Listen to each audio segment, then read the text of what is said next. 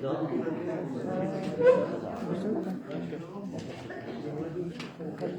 Bon, messieurs, dames, je crois qu'il est l'heure, retirez. Bon, c'est l'heure passée, là. Bon, je fais l'appel. Allez, vas-y. Je fais un appel. Où c'est Ça. Mariani. Où Séverine? Elle va arriver. Elle est là. Séverine, Séverine. elle est là. Oui. Présente. Présente. Cécile. Elle est pas là. Je la représente. Tu la représentes, d'accord. Didier Sebam. Je le représente. Pareil. Christine. Je suis là. Thierry Dernis. Présent. D'accord. Laurent Doux. Présent. Roger Porte. Francine Digales. Daniel Ledu. Patrick Moulin. Présent. Alain Robineau. Présent. Gisèle Pacheco. Elle n'est pas là. Gérard Larrivé. Présent. Christine Bonneville. Mireille Morin.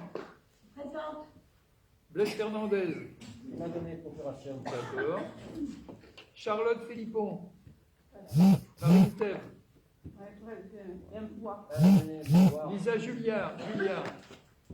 Dominique Colombo. Boris Vida. Dominique Boite. Procuration. Présenté par Madame Escoffier. Jeanne Escoffier. Présente. Et Florence Charmasson. Il y en a qui vont arriver en retard, c'est normal. Hein. Je suis là. On a oublié Gwen. On a oublié. Non. Non, pourquoi? Une deuxième page. J'ai été virée. Non, pas encore. Pas encore. Gwenola Des... Je t'ai sauté. Excusez-le. Oh. C'est pas Elle est drôle. là, Gisèle. Gisèle est là. Ouais, bien. C'est l'âge.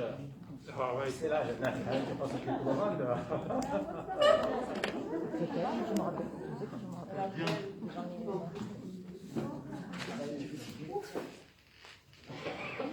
Allez, donc le conseil municipal est ouvert et on approuve, comme d'habitude, le compte rendu de la réunion du 28 septembre.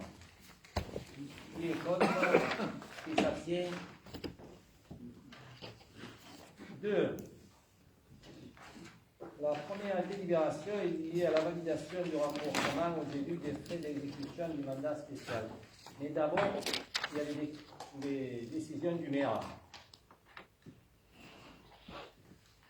On a signé un contrat d'accompagnement pour la méthode HACCP, c'est pour le transport des repas, pour le restaurant scolaire.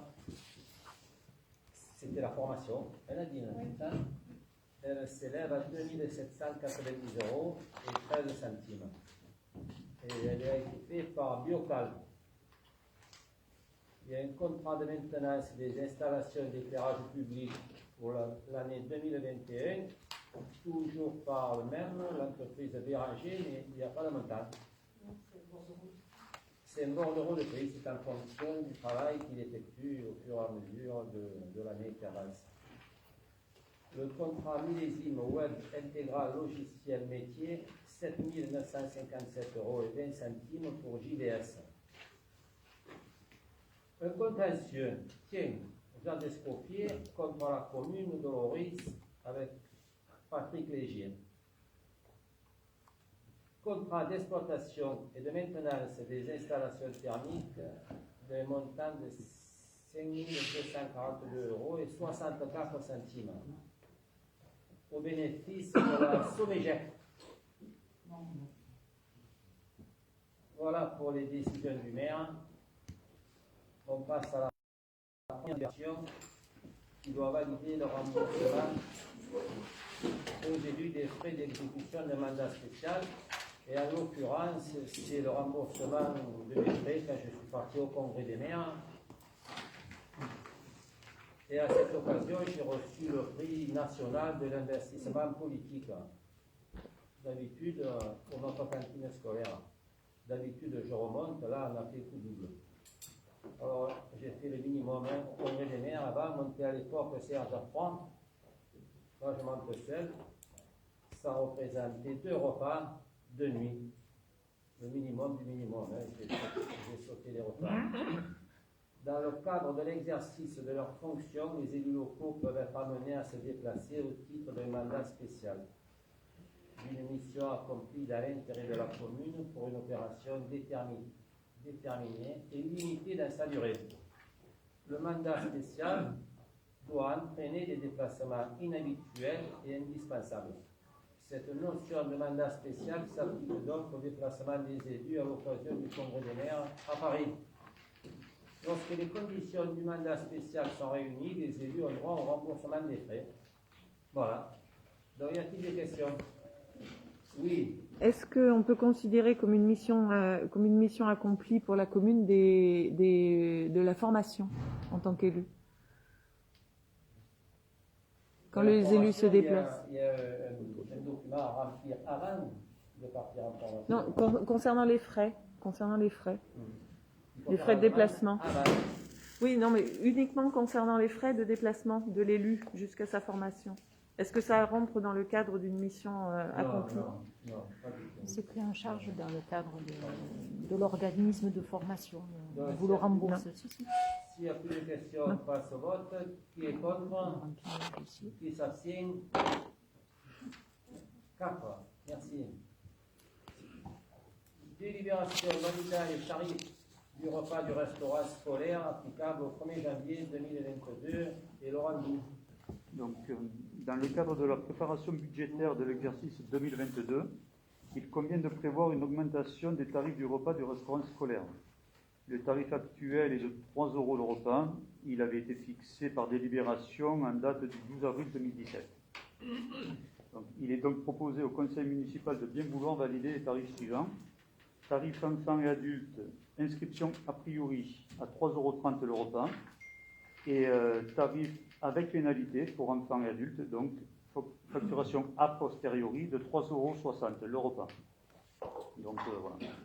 Entre nous, à une époque qui est tout à fait récente, on a eu jusqu'à 52 000 € d'impayés, en comptant d'autres frais qu'on avait vocation.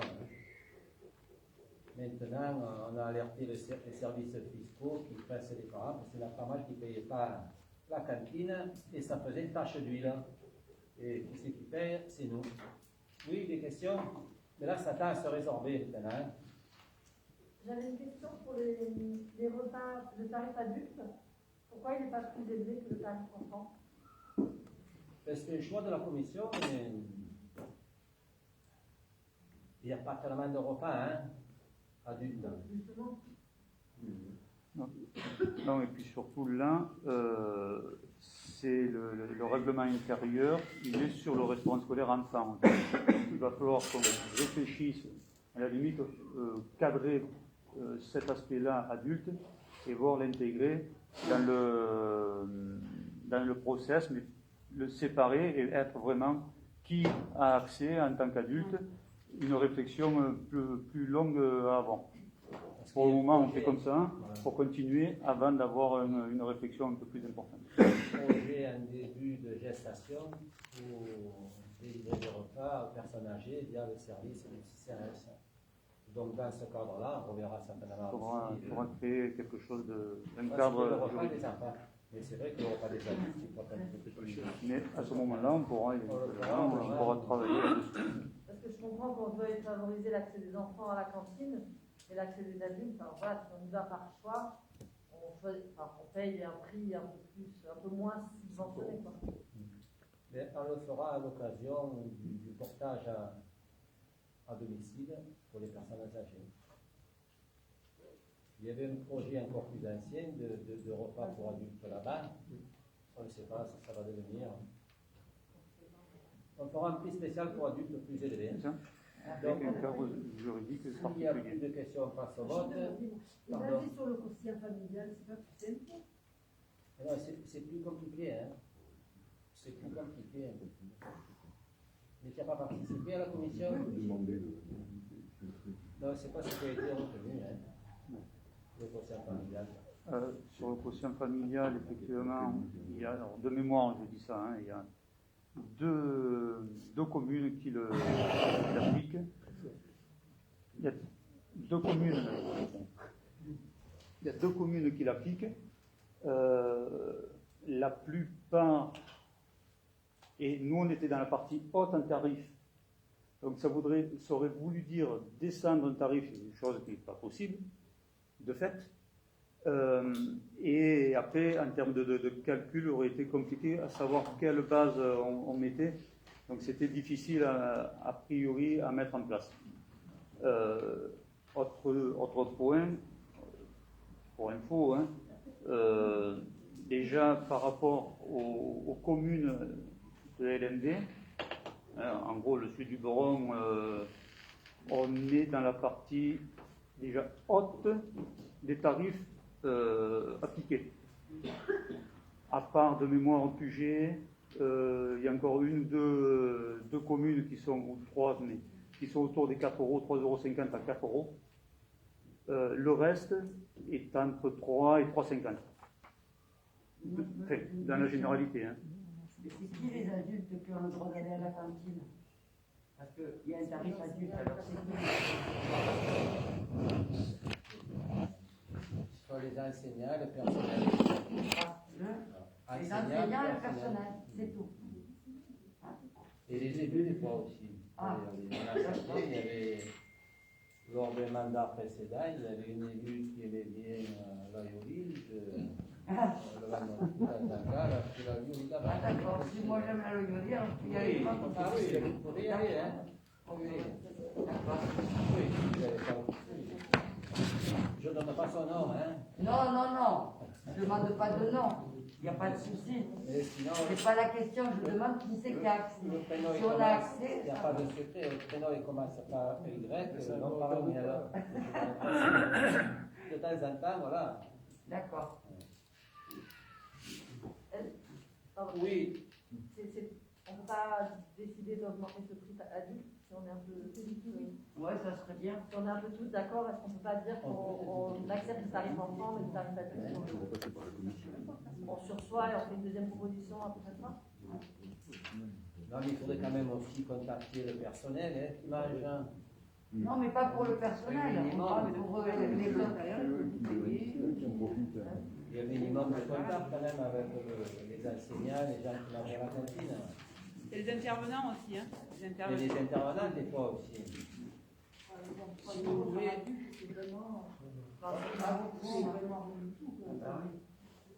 On décide de travailler ça. Ça, il faut travailler Une tarification. un règlement Les particulier. enseignants, les intervenants, les enseignants. C'est un travail particulier à faire sur cette cible d'adultes Voilà, là. parce que Et on décorrélera à ce moment-là avec les enfants. on ne l'a pas travaillé ça. Hein? Ça va être travaillé. On s'engage à le travailler. Ok? Rapidement. Au cours du premier trimestre, on peut le faire en 2021 ou 2022. Oui, on peut travailler, on peut commencer à travailler là-dessus. Voilà. Des Il gens faut qui- travailler aussi avec mais avec les autres. concernés. Hein? Voilà, avec les différentes parties. On ne peut pas imposer comme ça du coup. Ok, contre. Ben, du coup, on vote quoi? Pardon? Donc, du coup, on vote quoi?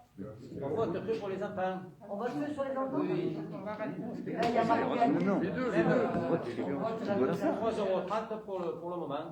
Ah, moi, Le tarif adulte, ça 3 € moins cher. Attention. ouais. Non, mais il faut voter. Non, mais je veux dire, Le tarif adulte, il est à 3 €.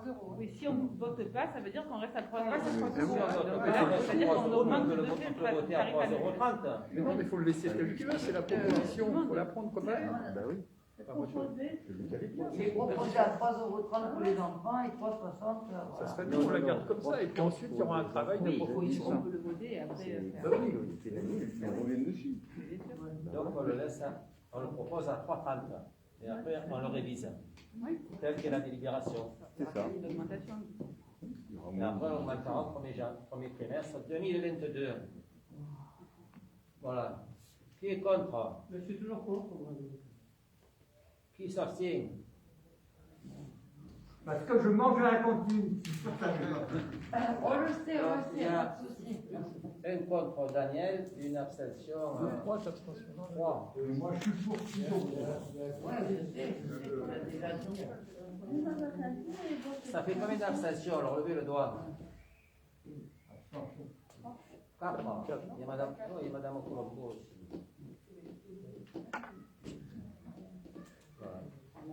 écrivain. Non, Marianne n'a pas voté. La troisième délibération doit valider la consolidation du prêt contracté auprès de la Caisse d'épargne en 2019 pour les travaux de construction du restaurant scolaire. Christine Pesquès. Par délibération en date du 5 décembre 2019, la commune d'Oloris a mis en place un contrat de prêt auprès de la Caisse d'épargne pour les travaux de construction du restaurant scolaire. Les caractéristiques de l'emprunt sont les suivants. Crédit différé partiel, construction du restaurant scolaire, montant du capital emprunté 985 000 €, durée 2 ans, taux d'intérêt, taux fixe à 0,80, calcul des intérêts effectués annuellement. Pardon, on va retourner la page. Le contrat de prêt différé partiel arrivant à terme, il convient à présent de consolider ce prêt à taux fixe sur une durée de 20 ans. Ce prêt est déjà intégré dans l'exercice budgétaire 2021. Il est donc demandé au conseil municipal de bien vouloir valider la consolidation de ce prêt. Y a-t-il des questions? S'il n'y en a pas, on passe au vote. Qui est contre? Qui s'abstient? 2. Merci. Délibération validant la convention territoriale globale de la Caisse d'allocation familiale pour la période 2021-2026. C'est la CTG qui est obligatoire pour recevoir des fonds de la CAF. Avec Laurent. Ah non. Bon, je suis désolé, parce que là ça va être un peu long. Ou alors, je vous fais, si vous l'avez lu, je vous fais un petit résumé, ça sera peut-être plus simple. Allez, petit résumé. Donc la CAF du Vaucluse collabore depuis son origine avec les collectivités locales qui sont investies, elles, dans un champ politique familial et social. À ce titre, la CAF entend poursuivre son soutien dans un projet de territoire au travers de la Convention territoriale globale. Cette convention est une démarche qui a pour objectif d'élaborer le projet de territoire pour le maintien et le développement des services aux familles. Elle s'appuie sur un diagnostic partagé, elle favorise le développement et l'adaptation des équipements et services aux familles, l'accès aux droits, à l'optimisation des interventions de différents acteurs. Parallèlement à la CAF, il y a aussi la MSA, qui est la Mutualité sociale agricole, qui participe elle aussi au développement social des territoires. Elle met en place une politique d'action sociale sanitaire et une offre depuis peu dite GMR qui pourra être intégrée et déclinée dans la CTG. Donc les partenaires, ces partenaires-là, avec LMV, les communes de Loris, Puget, Puvert, souhaitent conclure donc une convention territoriale globale pour renforcer leurs actions sur les champs d'intervention qui sont partagés. Cette CTG constitue la poursuite des engagements contractuels de la CAF et des communes dans les contrats enfance-jeunesse. Ce sont des contrats qui permettent en fait le financement des structures de jeunesse de différentes communes. La CTG définit aussi le projet stratégique global du territoire à l'égard des familles, ainsi que les modalités de mise en œuvre. Elle a enfin pour but d'identifier les besoins prioritaires sur une commune, de définir les champs d'intervention à privilégier, de pérenniser et d'optimiser l'offre des services existantes par des cofinancements, par exemple, et de développer des actions nouvelles. Donc, les champs d'intervention sont d'organiser le pilotage opérationnel en favorisant la synergie de ces acteurs-là, de co-construire un projet social global et aussi de mettre en place une dynamique sociale territoriale. Donc la CTG a une durée de 5 ans à partir de 2021, donc jusqu'à 2025. Voilà. Avant, c'était le contrat enfance-jeunesse. Maintenant, c'est la CTG pour mutualiser, rassembler, travailler tous ensemble. Si on veut les financements en CAF, il faut qu'on la signe et qu'on travaille avec. Il y a des questions? S'il n'y en a pas, on passe au vote. Qui est contre? Qui s'abstient? Merci. La cinquième délibération valide la demande de délégation de la compétence relative à la gestion des eaux pluviales urbaines auprès de l'NV Obligation. C'est des eaux de pluie hors village. Depuis le 1er janvier 2020, les compétences eau, assainissement et gestion des eaux pluviales urbaines ont été attribuées aux communautés de communes et aux communautés d'agglomération. C'est une loi de la République. Néanmoins, dans l'objectif de donner davantage de souplesse à l'exercice de ces compétences et afin d'apporter des réponses opérationnelles aux préoccupations des territoires, à l'engagement dans la vie locale et à la proximité de l'action publique, tant aux communautés de communes qu'aux communautés d'agglo, la possibilité de déléguer par convention tout ou partie des compétences relatives à l'eau, l'assainissement des eaux usées et la gestion des eaux pluviales. Cet article de loi L5216-5 du CGCT prévoit que la communauté peut déléguer par convention tout ou partie des compétences mentionnées au 8e et 10e alinéa du présent règlement. À l'une de ces communes membres, les compétences déléguées sont exercées au nom et pour le compte de la communauté d'agglomération délégante. La convention conclue entre les parties et approuvée par leur assemblée délibérante précise la durée de la délégation et ses modalités d'exécution. Elle définit les objectifs à atteindre en matière de qualité du service rendu et de la pérennité des infrastructures ainsi que les modalités de contrôle de la communauté d'agglomération délégante sur la commune délégataire. Elle précise les moyens humains et financiers consacrés à l'exercice de la compétence déléguée. Lorsqu'une commune demande à bénéficier d'une délégation, le conseil de communauté d'agglomération statue sur cette demande d'un délai de 3 mois. Ainsi, la communauté saisie d'une demande de convention émise par une commune membre doit se prononcer d'un délai de 3 mois. Ça, je l'ai déjà dit, non? Par délibération, en date du 23 septembre 2021, LMD Agglomération s'est prononcée en faveur d'une convention type de délégation de compétences fixant notamment les contours des compétences déléguées, les engagements de la communauté en tant qu'autorité délégante et des communes en tant qu'autorité délégataire, ainsi que les modalités financières. Il s'agit donc pour la commune de se prononcer sur le principe de la délégation de compétences et sur la convention type afin de solliciter auprès de l'NV la signature d'une convention de délégation de compétences pour la gestion des eaux pluviales. Voilà. La convention de délégation de la compétence, gestion des eaux pluviales est annexée à la présente note de synthèse. Bon, en gros, Nadine, dites-moi si j'ai bien compris. C'est LNV de par la loi qui a la compétence, mais il nous délègue le travail à faire, il paye et après il retient. Voilà, en gros, c'est ça. Déjà retenu. Pour le moment, c'est ça. Ça m'a un peu tardé à prendre la compétence, mais c'est une compétence obligatoire pour les communautés d'agglo, et ça concerne les eaux de pluie et les eaux usées, que les eaux de pluie, hors village. Que dans le village. Non. Hors village? Hors entité. Dans le village. Hors village. Hors centre-ville.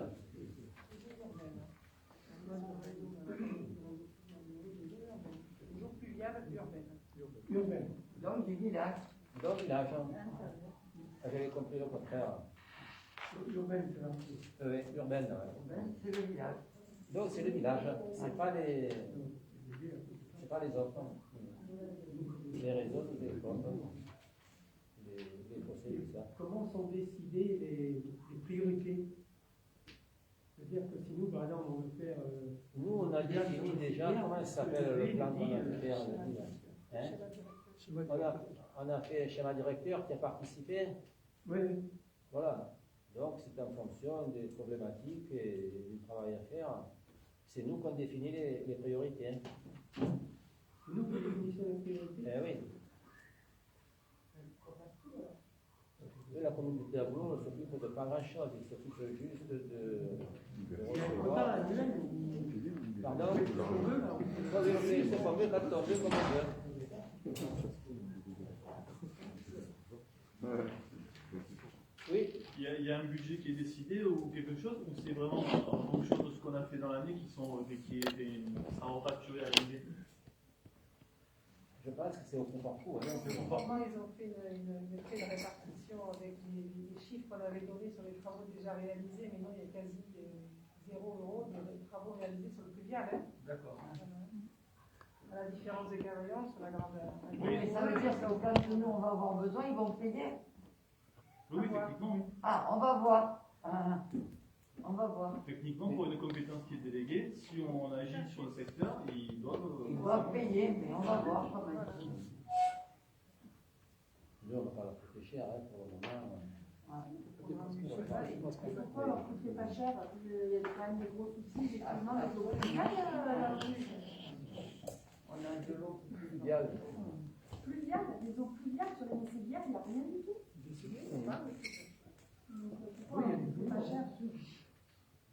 Il y a aussi il faut faire des travaux. Les routes, elles sont défoncées. Un petit peu, je peux les ans, elles tiennent. Mais là, dans la convention, c'est eux qui payent, et nous, on les rembourse.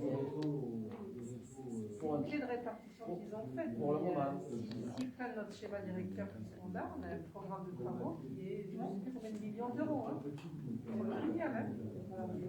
Il faudrait que l'aglo le programme pour après on prélever une partie de notre dotation.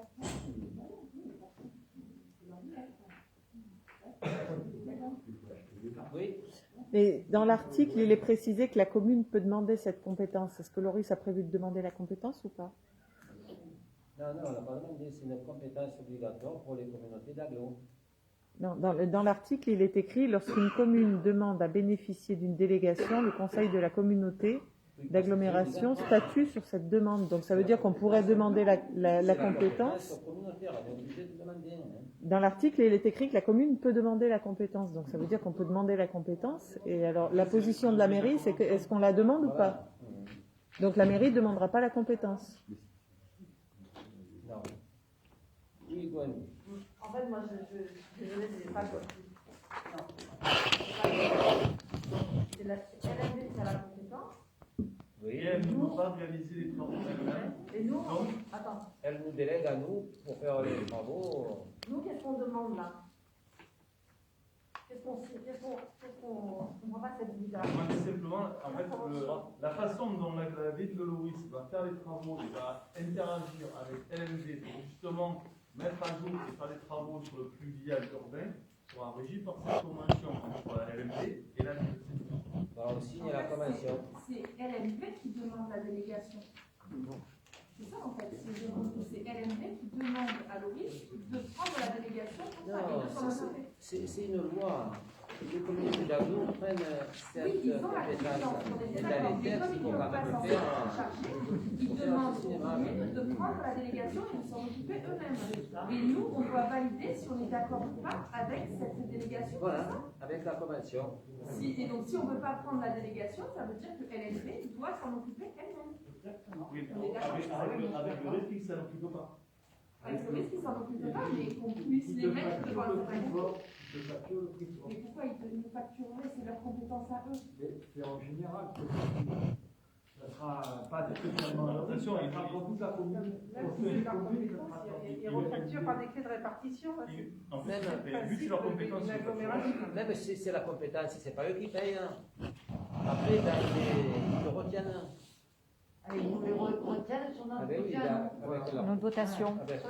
Ce Ce qu'ils ont fait déjà la dernière fois quand on vous a présenté le grand tableau. On a intérêt à faire les travaux nous et les faire payer par la LMD. Après, ils retiennent. Oui, Thierry. Est-ce qu'il existe une estimation de travaux? Non. Oui, dans le schéma directeur de gestion. Ah oui, on travaille à faire. On a fait le cabinet pour faire ça.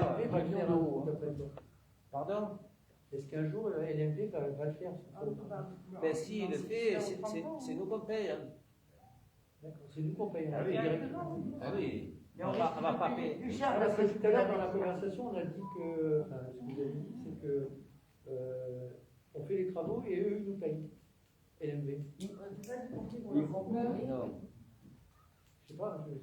C'est pour ça que je disais que j'avais rien compris. Oui, c'est ça. Du coup, ils font contraire et je sais même plus ce qu'on est en train de C'est-à-dire que si nous, on fait les travaux, parce qu'on a... Non, c'est eux qui missionnent dans l'entreprise. C'était écrit dans l'article 7.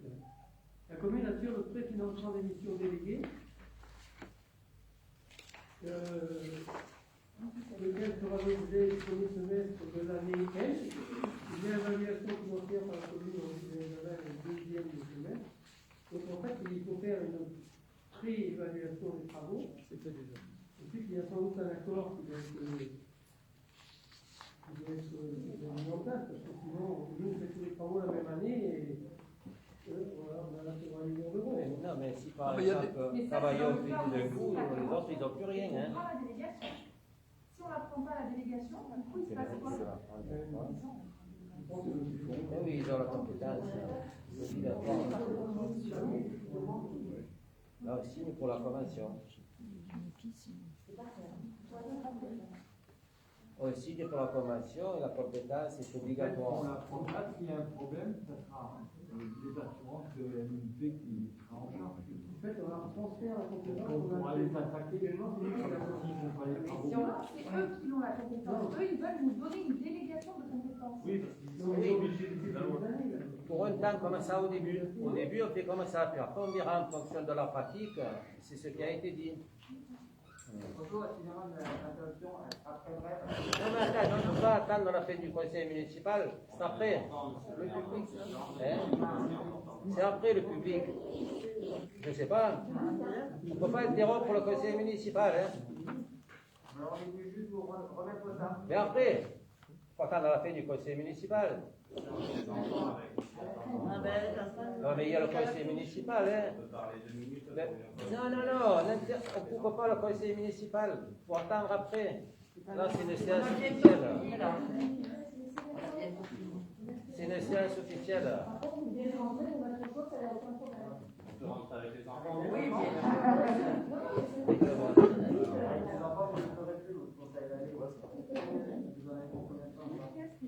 Je ne sais pas, ça dépend de la durée des discussions. Hein. Vous ne pouvez pas interrompre le conseil municipal, on n'a jamais vu ça. Hein. On va pas... Il est annulé le conseil municipal. Le problème, monsieur le maire, c'est qu'on n'est pas reçu autrement. Comment on ne s'est pas reçu? Moi, je reçois tout le monde. Je vous ai eu un titre personnel au téléphone, vous avez parlé des élèves, je la cherche encore. Oh, mais là, vous pouvez sortir la police du maire, c'est moi qui l'a. Là, le conseil municipal, il faut le laisser tranquille. Vous attendez un peu, s'il vous plaît. On a bientôt fini, là. Vous avez bientôt fini, oui.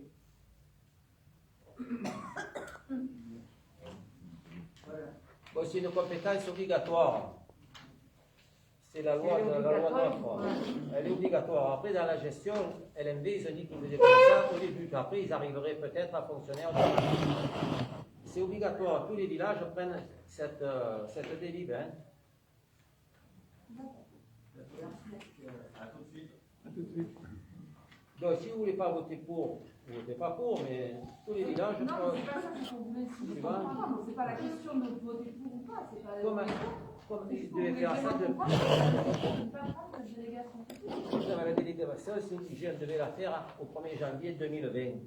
Ils l'ont pas fait, tu vois, ils ont attendu, et là, on la prend comme ça, puis après, ça sera sûrement aménagé autrement. Mathilde, vous m'arrêtez si je me trompe, mais c'est un peu identique à la délégation de compétences qu'on a eu à la voirie, par exemple, à Chapuis, où la métropole n'était pas en mesure de faire les travaux elle-même, donc elle a redélégué les compétences qui ont été conférées par la loi, de façon à ce que cette délégation soit appliquée en local, par la mairie. Mais, effectivement, il y a un calcul, comme Daniel l'a dit, l'article 7, qui est établi au premier semestre pour établir et rééquilibrer le budget qui sera consommé pour cette compétence. En fait, on va remplacer l'MB sur une certaine période, le temps qu'il s'organise. Voilà, c'est ça. J'ai tout juste. Oui, c'est ça. Bon, on passe au vote. Qui est contre? Qui s'abstient? Merci. La 6e délibération valide la signature du contrat de relance et de la transition écologique. n'ai pas fait de résumé, hein. C'est pas trop long. Par sa circulaire en date du 20 novembre 2020, le Premier ministre a précisé les orientations des nouvelles politiques de contractualisation voulues par l'État. Ils orientent plus sur la transition écologique, dont les subventions seront liées à ça. Cette nouvelle génération de contrats a vocation à être portée par les communautés d'agglo. Les périmètres de ces contrats sont validés par les préfets. Le CRTE est un contrat global, intégré et pluriannuel qui vise à associer les territoires au plan de relance avec pour enjeu décliner un projet de relance et de transition écologique à court, moyen et long terme, simplifier et unifier les dispositifs de contractualisation existants avec les collectivités, illustrer l'approche différenciée et simplifiée de la décentralisation. Ainsi, l'objectif premier du CRTE est la construction d'un nouveau cadre de dialogue. Voilà, c'est un nouveau fonctionnement, faisant converger les priorités de l'État. Donc, c'est eux qui nous donnent les priorités et les projets de territoire portés par les collectivités. Il a vocation à remplacer progressivement les anciens dispositifs.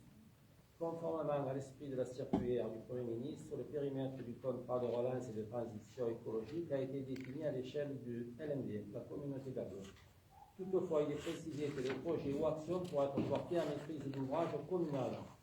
Heureusement.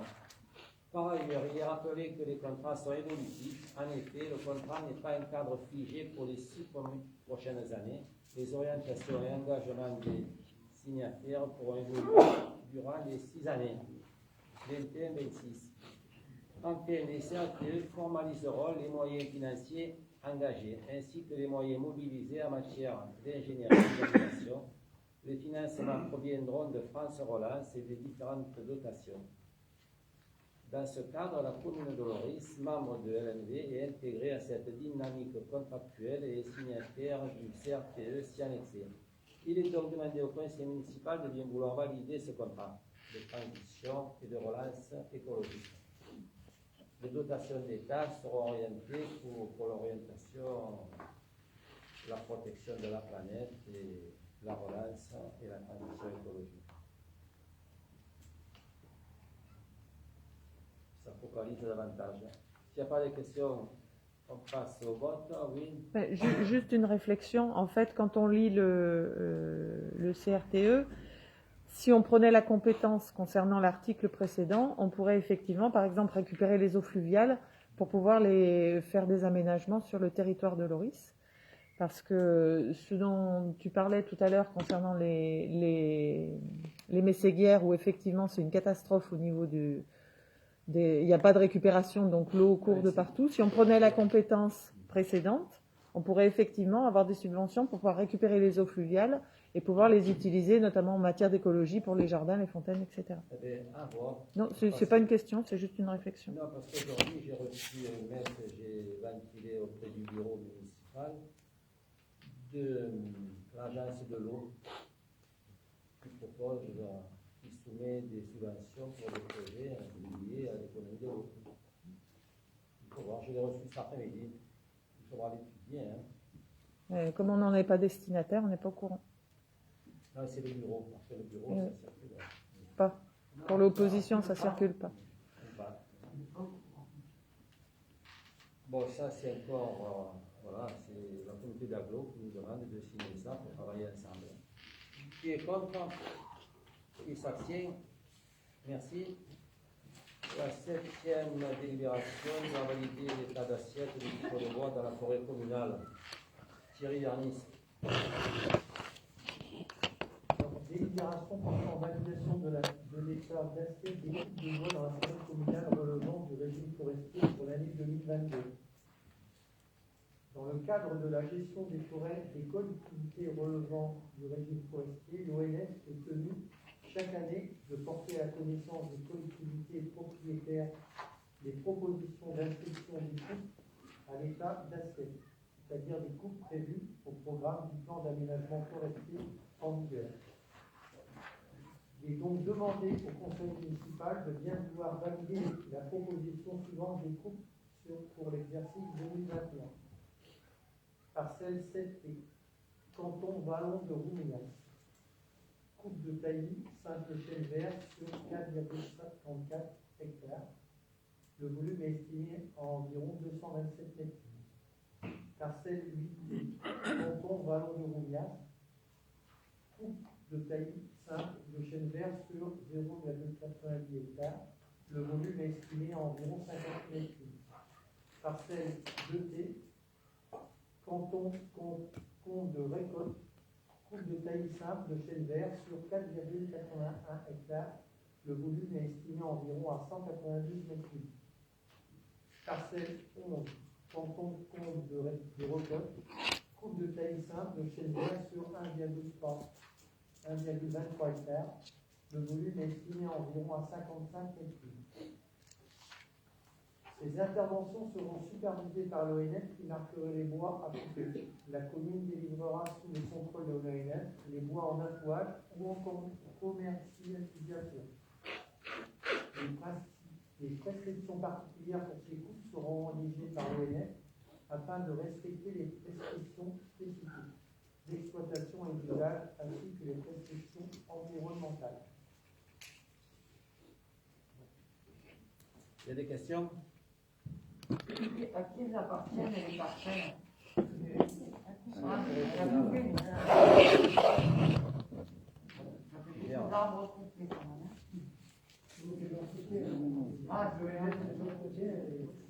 Permettre en fait à la forêt de vivre.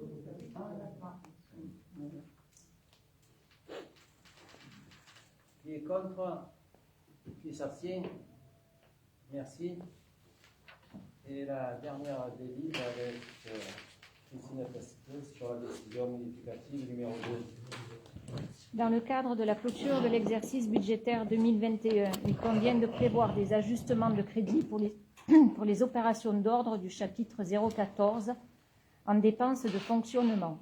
En crédit, nous avons ouvert au BP 2021 561 803 €. Il y a un ajustement de crédit avec cette DBM2 suite aux notifications des dotations d'un montant de 569 803 € qui sont détaillés avec des compensations d'un côté et de l'autre. Le reversement pour les logements, les pénalités pour les logements sociaux, 77 750 €. Dégrèvement de taxes d'habitation sur logement vacant, 2 000 €. Et le fonds national avec l'Interco de 436 53 €. Et le fonds de péréquation des ressources communales et intercommunales de 54 000 €. Ces ajustements de crédit n'impactent pas l'équilibre général du budget. Vous voyez qu'il y a juste 8 000 € de différence, d'ajustement. S'il n'y en a pas, on passe au vote. Qui est contre? Juste une précision, donc ça veut dire que les 77 000 €, c'est l'amende pour les logements sociaux. Oui, tout à fait. Alors? Oui. Oui. Pour l'inscrire. Qui est contre? Qui s'abstient? 2. 4. Merci. Donc on passe aux questions diverses maintenant. La première, c'est celle de M. Bois qui évoque la désertification médicale. Alors, je peux lui dire qu'on a entamé depuis septembre une réflexion avec l'ensemble des professionnels de la santé, les médecins, les infirmières, avec les villages voisins. Diverses pistes ont été envisagées et des groupes de travail sont constitués autour de la CPTS. C'est la communauté professionnelle territoriale de santé qui s'appelle Santé Libre. On travaille tous ensemble. Un premier groupe constitué de professionnels de la santé et des CIMER commence à travailler sur la communication commune du territoire afin de le rendre attractif pour de nouveaux médecins. Dans cette affaire, il faut avoir une logique de territoire. On ne pourra pas tous avoir une maison de santé médicale. Donc, on réfléchit au niveau du bassin de vie. Et tout ça n'exclut pas des actions individuelles de chaque municipalité, comme par exemple à Vosgines. Ils sont intervenus en Italie il y a un tiers. Ils ont trouvé deux jeunes médecins italiennes qui viennent d'arriver. Donc, toutes les idées sont bonnes, hein, si vous en avez. pour participer à cette action, si vous avez dans la famille des étudiants, médecins. Puis après, il y a un autre projet, mais enfin, il n'est pas encore assez avancé pour qu'on en parle. Enfin, on y travaille. Hein. Et si vous avez des idées, vous contactez Didier Seba, notre médecin de village, qui est le référent. La deuxième question était liée à un problème de signalétique sur le chemin d'Aimé-Séguière. Et M. Bois demande s'il est possible de mettre un panneau. Je pense que c'est possible, Thierry. Tu as lu? C'est monsieur Bois. C'est le monsieur qui était vu là avec Mme Escoffier. C'est possible de mettre un panneau pour indiquer au bout d'Aimé-Séguière que la voie est sans issue? Oui, d'accord. On fait ça? Oui, c'est ça. Ok. Après, Madame Escoffier nous dit que le clocher sonne toujours en retard. Mais c'est comme ça depuis longtemps. Hein. On le fait réparer. Donc Thierry, il faudra qu'on appelle l'entreprise qui le met à l'heure. Le réglage. Ça arrive régulièrement. Hein. Normalement, il faut mettre le prix du clocher. Non, il y a une petite pièce à mettre pour qu'il le reste. Après, les Lorisiens demandent ce que rapporte à la ville le centre de vaccination. Il rapporte beaucoup d'empathie, de compassion. Mais pas d'argent. Attendez, de reconnaissance.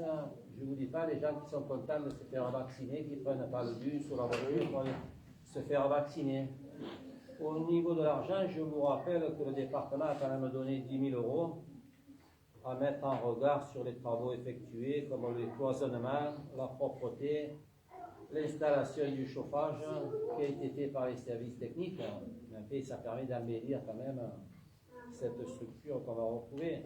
On l'a remise à eau, l'électricité, on a mis la clim, on l'a relancée, on a installé la fibre, on a mis une alarme. Et ça a commencé à être vandalisé un peu déjà. Donc, et le centre a permis de créer 2 emplois en CDD, financés par l'ARS, c'est pas nous qu'on paye. Et les locaux sont protégés grâce à l'alarme. Hein. Et on pourra s'en servir après. Mais en tout cas, tous les Lorisiens sont très heureux de se faire vacciner dans le village. Au niveau du distributeur, une autre question. Le distributeur du billet du Crédit Agricole va-t-il être transféré ou... Moi, j'ai eu le Crédit Agricole il y a 15 jours. Après, il n'est pas question qu'il soit transféré. Il ne sera pas transféré. Le commerce a été vendu. D'après ce qu'ils m'ont dit, ça sera un salon de coiffure, un espace de bien-être. Mais le distributeur restera à sa place. Pour les commerces ayant une terrasse, ils avaient pu comprendre lors des derniers conseils municipaux qu'ils seraient exemptés de la taxe. Certains ont reçu la taxe à payer en 2021, Laurent. Oui, donc effectivement en mars, il y a eu un confinement de à peu près 4 semaines pour les commerces non essentiels. Et donc à la sortie de cette période, on a décidé de proposer aux bars et restaurants un agrandissement des terrasses pour compenser le mois d'hiver. Donc on a proposé cet agrandissement sur la période estivale. À titre gratuit. À titre gratuit, puisque c'était nous qui le proposions, donc ça c'était gratuit et offert. On s'était aussi engagé auprès d'eux de les aider sur leurs animations, c'est-à-dire en fermant les rues, en étant un support du point de vue d'animation, économique. Hein. Voilà. Mais il n'a jamais été question, quand moi j'ai fait le tour avec eux, d'exonérer la totalité des agrandissements. Il n'a jamais été question, c'est pour ça que ils ont reçu leur titre. Leur titre, voilà. Et ils sont contents d'avoir fait l'année qu'ils ont fait cet été. Hein. Ils ont bien travaillé. Bon, habituellement, on fait un tour de table, mais je vois que ces messieurs-là m'attendent. Qu'est-ce que vous en pensez? Après le tour de table ou après? Après. Bon, après, donc, c'est que le conseil municipal est fini. Après, on ne fait pas. Il y a peut-être vos questions. Non, mais il y a On a Il y a répondu aux rien. questions. Donc, je déclare le conseil municipal terminé et je donne la parole à nos citoyens qui peuvent venir au conseil municipal quand ils veulent, mais pour intervenir après. C'est pas moi, hein, c'est dans les conseils qui veulent.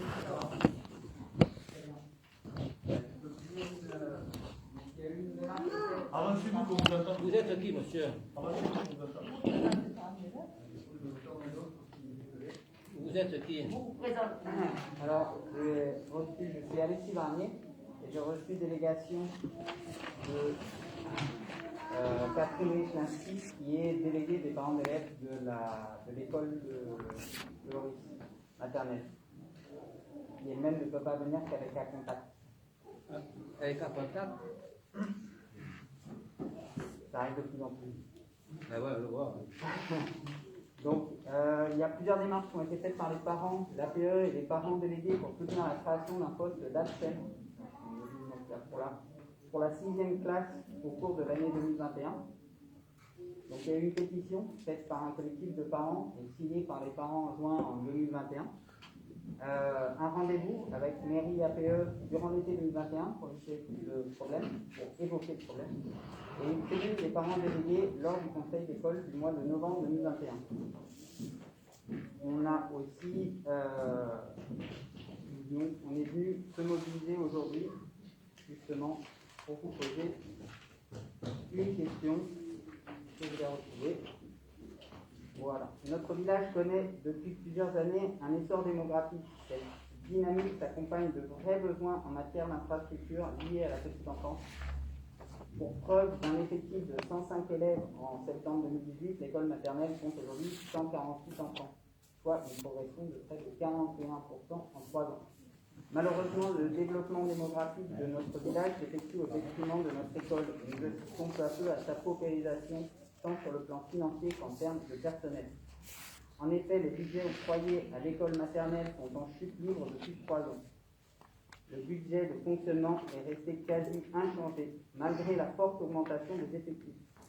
Ainsi, nous sommes passés de 60,95 € par enfant en 2018 à 43,90 € en 2021, soit une baisse de près de 28%. Le budget d'investissement, quant à lui, est en très net recul sur 3 ans. Ainsi, de 23,81 € par élève en 2018, il s'élève aujourd'hui à 13,51 €, soit une chute vertigineuse de plus de 43%. En ce qui concerne le personnel, notre école est aujourd'hui fortement impactée par le refus de créer un 6e poste d'APSEM. Nous perdons ainsi peu à peu en qualité d'accueil. À ce rythme, notre belle école maternelle, à l'excellente réputation, ne sera bientôt plus qu'une garderie. Le métier d'APSEM a fortement évolué au cours de ces dernières années. Elles sont un repère primordial pour nos enfants. Leur rôle est pédagogique et leur complémentarité avec les enseignants n'est plus à démontrer. Aussi, nous demandons à ce que la mairie revoie sa position et consente à la création d'un nouveau poste d'APSEM, et ce, afin de ne pas dénaturer davantage notre école maternelle. Est-il acceptable que le développement de notre village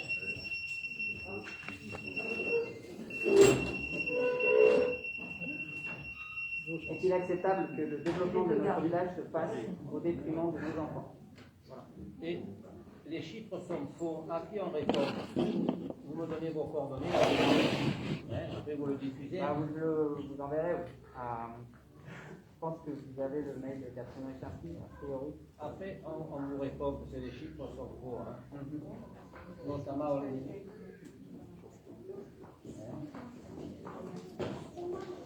Alors, non, les chiffres peuvent être faux. Après, la situation des APSEM... On n'a que le mail du maquis. Pour 4, on n'a que le mail du maquis. Ah, je pense qu'elle a envoyé des mails, mais ça va, ok, elle vous enverra un mail. On n'a que le maquis. Comme ça, on répond aux chiffres, mais il faut me laisser ça pour qu'on puisse répondre. Oui, après, c'est pas les chiffres le plus important. Le plus important, c'est qu'il nous manque effectivement une ATSEM. Ah non, pour nous, les chiffres, c'est important. Hein. Si on pouvait mettre une ATSEM, on en mettrait une. Hein. Si on pourrait en mettre deux, on en mettrait deux. Mais le problème, c'est qu'on ne peut pas. Et petit à petit, il y en a de moins en moins, parce qu'il y a déjà des ATSEM qui, justement, se mettent en congé parce qu'elles sont en burn-out. C'est déjà arrivé la semaine dernière. Sont remplacés le jour même. Sont remplacés le jour même de leur arrivée. Elles sont remplacées, mais petit à petit, vous voyez qu'elles sont quand même, on est en difficulté. Nous, nos élus, on va vous répondre. Merci. Merci d'avoir écouté. Monsieur le maire, si je peux me permettre d'intervenir juste avant le cours, on a une revendication. Alors je comprends ce que vous dites par rapport aux chiffres. Les chiffres, c'est important pour vous. Mais moi, en tant que parent d'élève, les chiffres, je m'en fiche. Et quand vous me parlez de chiffres, j'ai l'impression que nous, on est juste des numéros, les parents d'élèves. Ça fait depuis le mois de mai, monsieur le maire, qu'on vous sollicite à ce propos. Vous m'avez eu personnellement au téléphone, Christophe Allier, en me jurant que ce serait des classes de 12 élèves. Vous l'avez promis au téléphone. Comment? Qu'est-ce que vous avez dit? Vous m'avez promis au téléphone, vous m'avez dit suite à une pétition qui a recueilli environ 130 signatures pour la 6e ATSEM, vous m'avez dit mot pour mot que nos classes allaient avoir que 12 élèves par classe. Aujourd'hui, je les cherche encore, les 12 élèves. Je ne sais pas si vous avez une division ou quoi que ce soit, mais vous avez... C'est quand on a découpé la classe, c'est que disait l'inspecteur, hein. Ouais, mais vous avez découpé la classe pour ça. Ce que dit l'inspecteur, mais aujourd'hui, on est face à une problématique et on aimerait trouver des solutions ensemble. Il y a longtemps que vous habitez à Loris, vous? Oui, non, ça fait 2 ans. Pourquoi cette question? Toute ma vie, je travaillais avec les enfants. Je me suis occupé des centaines d'enfants. Les enfants, pour moi, c'est la priorité. C'est des générations. C'est des générations. Mais si on pouvait, on le ferait. Hein. Si vous pouviez, l'avenir de nos enfants, c'est bien plus important que des boutiques qui peuvent se passer au quotidien. Que la cantine soit bonne. J'ai vu, félicitations, on a une cantine qui est top. Mais ça fait partie de l'éducation. Bien sûr, monsieur le maire, mais aujourd'hui, je pense que nos enfants seraient prêts à un petit peu moins bien manger et à être mieux encadrés, parce que là, on parle de la sécurité de nos enfants. La nourriture, ils sont bien encadrés. C'est rare les écoles où il y a une ATSEM par classe. Hein. C'est rare, je vous l'accorde. Après, ouais, mais moi, l'année prochaine, je vais être convoqué par le préfet pour notre situation budgétaire qui est limite. Écoutez, ça c'est... Mais vous, il faudrait vous présenter aux élections la prochaine fois. Si vous savez... C'est pas une réponse, ça, monsieur le maire. Non, mais je vous le dis, on est limite. Si on pouvait embaucher... Moi, la politique, monsieur le maire, ne m'intéresse pas. C'est juste les enfants qui m'intéressent. Si on pouvait embaucher, les gens qui me connaissent, ils le savent. Si on pouvait embaucher, on embaucherait. Hein. On ne peut pas embaucher, on n'a pas les moyens. J'ai pas l'impression. Donc en gros, notre demande ne sera jamais dans les oubliettes et nos enfants un petit peu. Si j'ai bien compris.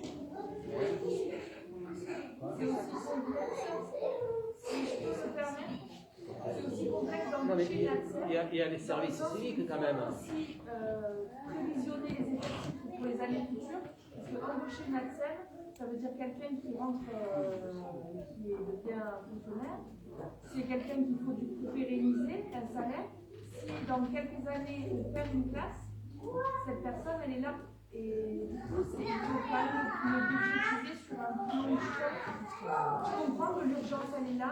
On entend bien que c'est pas facile, mais le problème c'est qu'il faut le globaliser dans le temps. Non, on est sur un plateau et ça va rebaisser. Ça va rebaisser. Voilà. Donc les maisons vont tomber. Les maisons qui sont construites. On entend mieux. On dit que les enfants.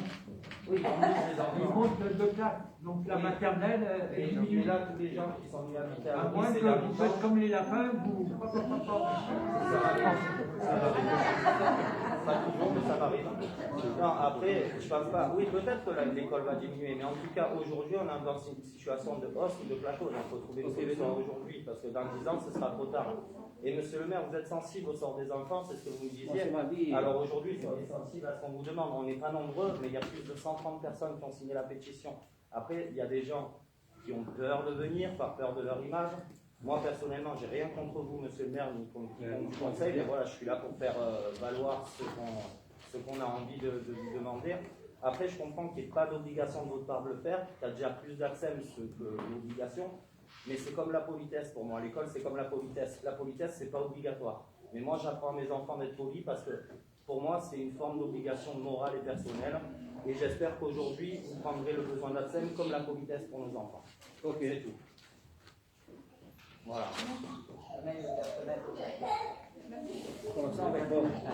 Merci. On répond là. Le papier, par exemple.